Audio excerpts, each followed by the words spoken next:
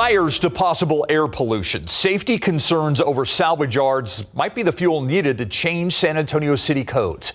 We've told you for months about neighbors' frustrations with Monterey Iron and Metal, the recycling center on the southwest side. It almost lost its license for multiple code violations. The 9 Team's Avery Everett breaks down one city councilwoman's plan to help with all this. What we learned and what we heard from community is this went on for far too long. A councilwoman trying to address community concern. How can we relook at that policy to where there's a quicker trigger and more accountability sooner? District 5 council member Teri Castillo says she wants more accountability for recycling and salvage yards across San Antonio. She's pushing a council consideration request, or CCR, that she recently filed. Its top order is to create a task force to recommend changes to San Antonio's Code of Ordinances, specifically for Chapter 11 on fire prevention and Chapter 16 about licenses and business regulations. There should not be confusion on what those violations are when you receive them. The councilwoman first filed the CCR in November of 2023. It has yet to move forward to the governance committee.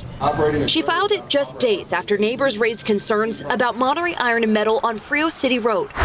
The recycling center had multiple code violations and only recently came into compliance. But Castillo says more has to be done. Not to just focus on compliance with the Monterey, but the entire industry as a whole. Neighbors are leaning on this CCR to create change across the city. That's what is necessary in order to hold these auto recyclers accountable so that they can keep their areas safe for the rest of us. Some of these codes were last updated in 2012, but recycling centers like Texas Auto Salvage say it takes more than just amending city codes to create actual change. It's not a bad thing as long as they enforce it equally upon everybody. As long as we follow that code, all of us, it's not a bad thing.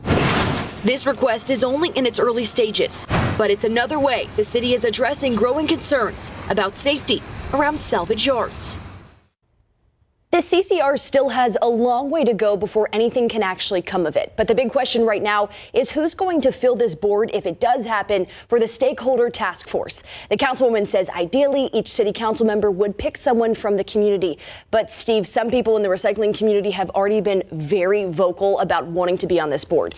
Yeah. Jordan Vexler, the last time I interviewed her, she's with Monterey Iron and Metal, the company who just came into compliance after more than 20 code violations, told me she wanted to be on the board, and neighbors were super concerned after hearing that. Yeah, absolutely. Neighbors are frustrated with this whole process. So what does the city councilwoman have to say about somebody from a multiple code violator being on this board? Well, she agreed with the neighbors. Any companies who have had violations or who actively have violations, she said, shouldn't have a part in shaping future codes. So obviously there's still a lot to play out, but we'll see how it goes. Yeah, and it's a big issue. I mean, if they're not uniform across the board, I can see why some other salvage yards are like, we didn't get that deal. Right, and that's what we're starting to hear. Yeah, all right. Thanks, Avery.